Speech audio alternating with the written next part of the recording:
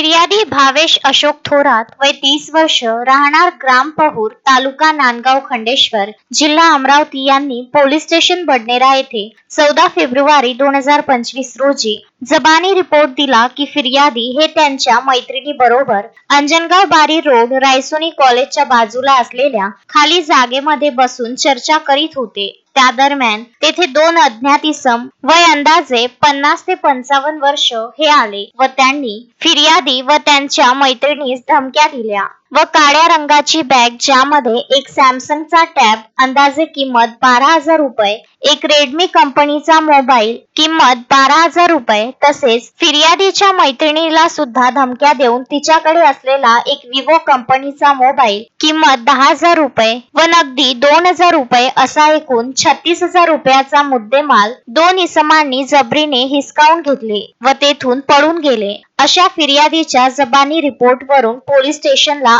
अपराध क्रमांक 564/2024 कलम 309(4)(3)(5) भारतीय न्याय संहिता प्रमाणे गुन्हा दाखल करून तपासात घेतला। सदर गुन्ह्याच्या तपासामध्ये वरिष्ठ पोलीस निरीक्षक यांच्या आदेशाने तपास सुरू करून गुप्त बातमीदाराच्या माहितीवरून आरोपी नामे शाकीर मोहम्मद उर्फ भोलू नूर मोहम्मद वय 55 वर्ष राहणार कुरेशी नगर नवी वस्ती बडनेरा यांना ताब्यात घेतले। त्याला विश्वासात घेऊन सदर गुन्ह्याबाबत विचारपूस केली असता त्याने दिलेल्या कबुलीवरून सदर आरोपीच्या ताब्यातून मेमोरंडम जप्ती पंचनाम्याप्रमाणे गुन्ह्यातील एक सॅमसंगचा टॅब अंदाजे किंमत 12,000 रुपये, एक रेडमी कंपनीचा मोबाईल अंदाजे किंमत 12,000 रुपये, एक विवो कंपनीचा मोबाईल किंमत 10,000 रुपये तसेच गुन्हा करण्याकरिता वापरण्यात आलेली मोसा क्रमांक MH27 DJ